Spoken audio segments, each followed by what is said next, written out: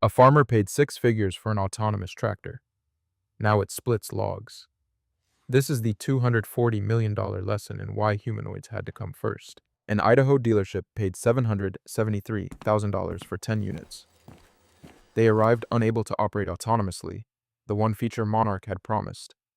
Sales staff admitted they couldn't even work autonomously indoors. By early 2026, Monarch had laid off nearly 100 workers, vacated their headquarters, auctioned equipment, and faced federal lawsuits. $240 million in venture capital, gone. But here's the thing. Monarch didn't fail because tractors are too hard.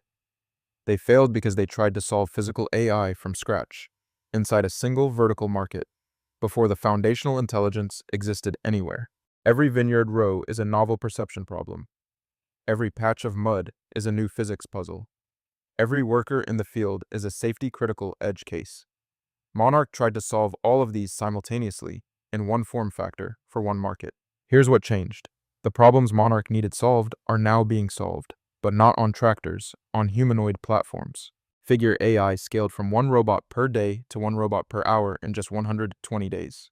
That's the kind of manufacturing velocity that creates real learning loops. Thousands of robots generating millions of hours of real-world data. 1X Technologies opened a 58,000 square foot factory targeting 100,000 humanoid units by 2027. Not prototypes. Production units designed to work in the real world. AI2 released MolmoAct 2, an open-source foundation model for robot action that runs 37 times faster than its predecessor. Trained on over 3 million examples, including 720 hours of two-handed manipulation demos. Meta acquired a robotics startup in May, focused on whole-body humanoid control and self-learning capabilities. The big tech players see where this is going. Why humanoids?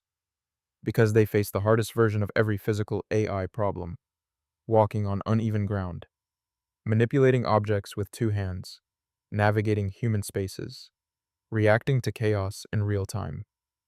A tractor following rows? That's a subset of what humanoids already do. Think about what smartphones did. The iPhone didn't invent GPS, cameras, or accelerometers, but it forced those components to become small enough, cheap enough, and power efficient enough for your pocket. Then that miniaturized hardware diffused into everything. Drones, wearables, cars, medical devices. The platform created the components. The components enabled the ecosystem. Humanoid robots are doing the same thing for physical intelligence. The perception systems, manipulation policies, and real-time planning being developed for Figure and 1X will diffuse into every machine that touches the physical world, including tractors. Monarch was trying to build the drone before the smartphone existed. That's the brutal lesson for every domain-specific robotics company that launched before 2024. You paid the timing tax.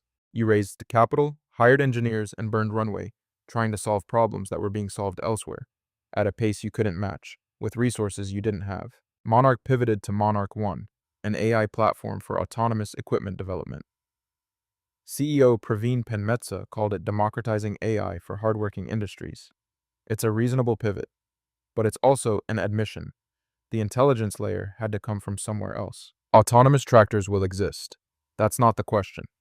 The question is whether the companies that tried too early will build them, or whether they'll just be customers of whatever physical AI platform wins the humanoid race. Right now, the smart money is on the robots that walk.